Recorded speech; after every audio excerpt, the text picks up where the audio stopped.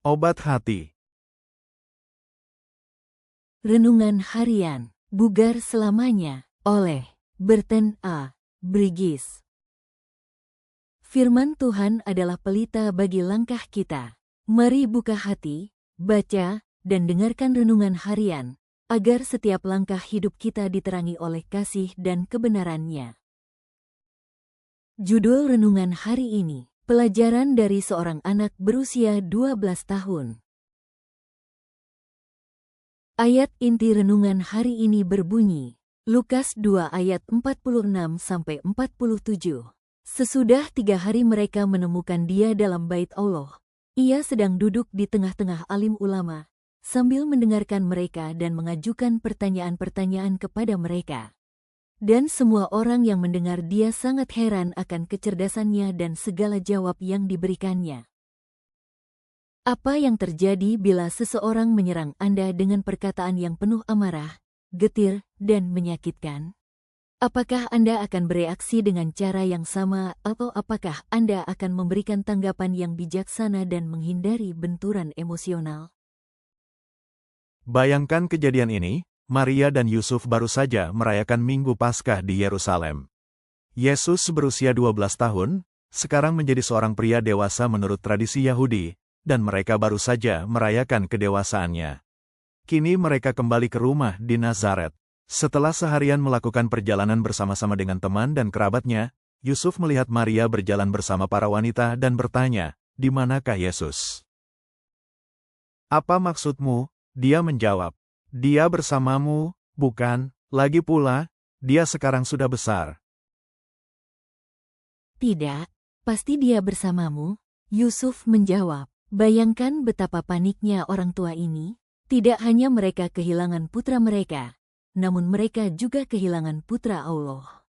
Ini serius. Segera mereka kembali ke Yerusalem. Di sana mereka mulai mencari dengan panik. Setelah 3 hari, Maria datang ke bait suci dan melihat Yesus di seberang halaman.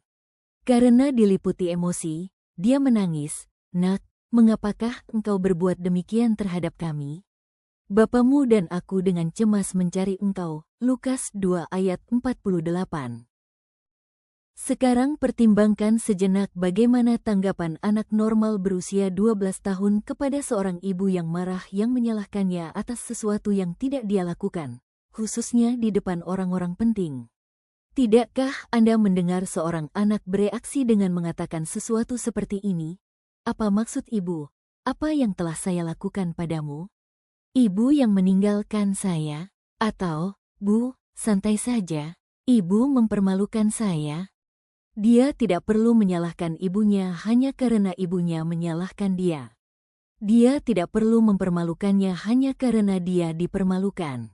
Pada usia 12 tahun Yesus memberi kita contoh bagaimana merespons ketika seseorang menyerang kita dengan emosi yang tidak terkendali sehingga konfrontasi dapat diredakan, daripada memicu emosi yang lebih merusak.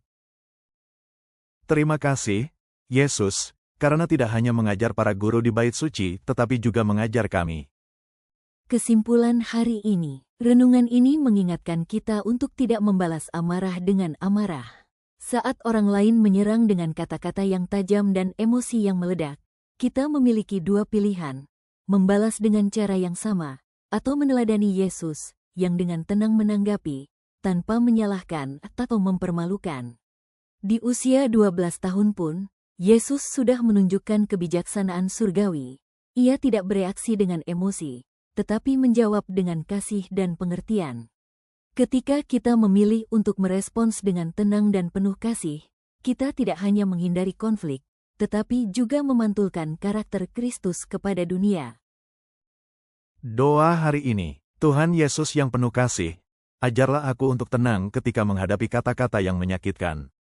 Tuntunlah hatiku agar tidak terbawa emosi, tetapi menanggapi dengan hikmat seperti Engkau menanggapi Maria di bait suci.